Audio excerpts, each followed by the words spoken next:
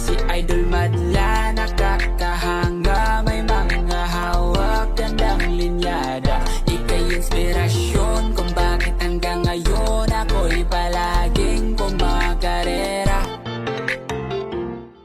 Ngayong araw mga kalapatids, pahirapan sa pagpapasok dito kay Coco mga kalapatids.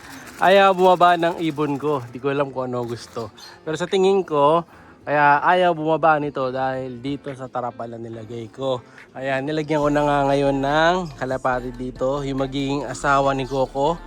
So naiwan na yung isa doon, yung Grisel. So yan ay magiging asawa ni Coco, possible, no? So depende pagka nagustuhan niya. Pero pag hindi, palit tayo. Tawagin natin. Tara. Ay, naalangan siya mga kalapatid. So, takot eh. So, ano na? Alas 12 na mga kalapatid. Yung tanghali. Hindi pa rin siya pumapasok. Kanina ko pa tinatawag to.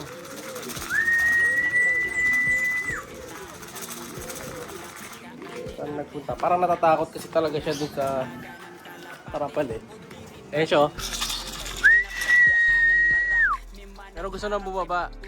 Oh, naalangan lang. Tara.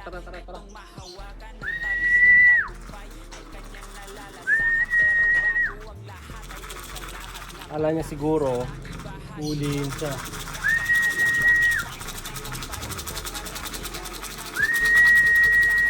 Awit na yung gili-gili ko dito. Hindi pa rin bumaba. Wala boy!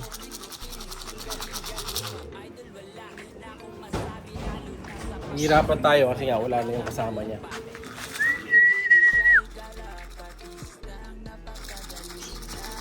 Tara. Kanina nag-attempt na siya mag-landing sa akin. Kaso biglang umalis din eh. Nandito na kanina, nakadapo na pala siya. Kaso umalis din nga.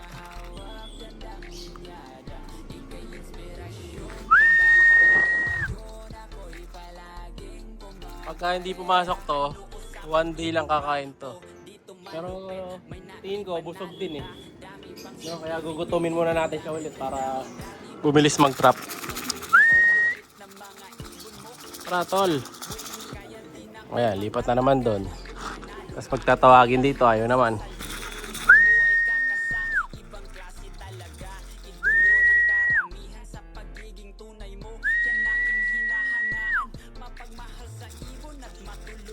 Tara. Kaka.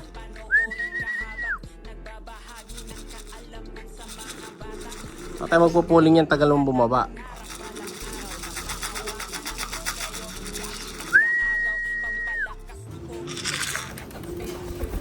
Yun, bumaba din sa wakas mga kalapatids.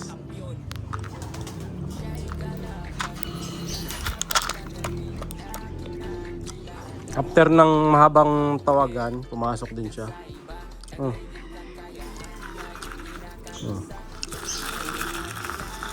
Mo, papasok ka din?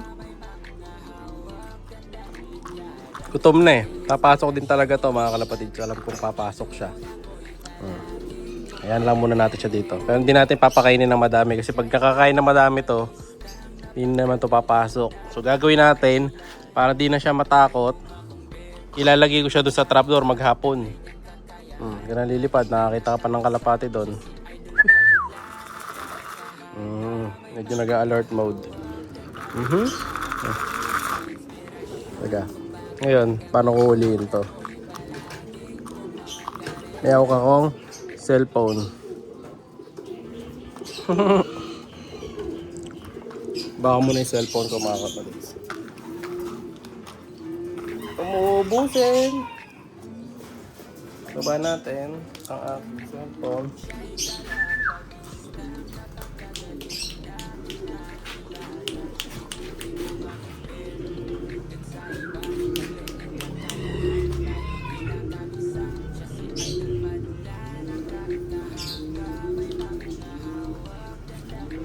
Nahuli din natin mga kalapatid sa wakas. Lagyan na natin ngayon sa trapdoor.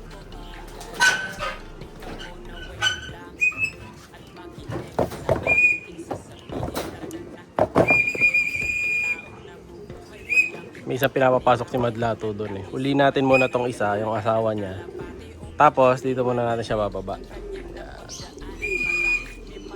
Ayan o. Para di siya matakot. Oh, wala naman yan.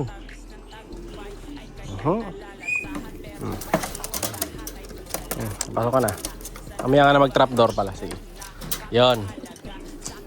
Mamaya na natin siya pata-trapdoor. Ito lang muna siya. Yun.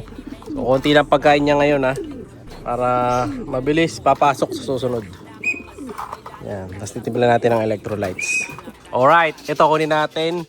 So, ito nga yung possible hen. So, ito. Pakita ko sa inyo yung possible hen na parang hindi naman hen. Kasi laki ng katawan din. Tara.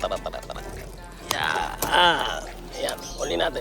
Alright. So, ito yung possible hen na magiging asawa ni Coco. Pero di ako sure dito talagang possible hen to. Dahil nga yung galawan nito parang barako din. Ayan o. Ang laki o. Mas malaki pa kay Coco to mga kalapatid kung sakaling hen to. Pero malaki kasi lahi talaga nila dahil speedbird yun. Ayan o. Diba? Macho siya. Kunin naman natin yung isa, yung grizzle. Hindi pa uminom yung mga to eh. Painumin pa lang natin. So kung sakali, ito yung isa. O ayan, lagyan natin dito. Tingnan natin kung aalma tong isa. Tingnan natin kung papalag. O ito yun, di ba? Mas malaki pa yung hen kay Coco.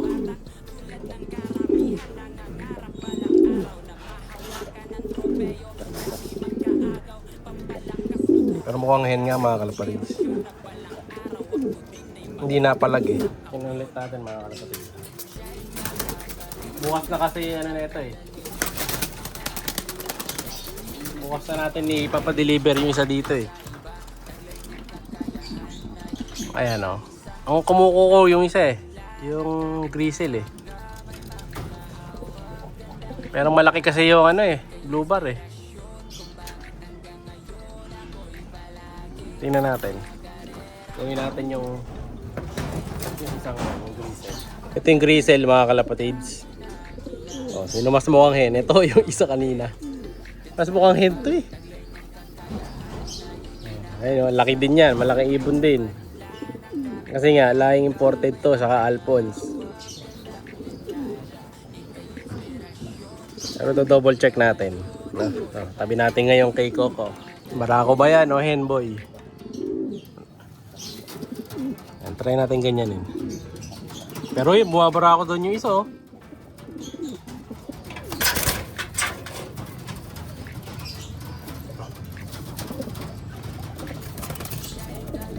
Tingnan natin.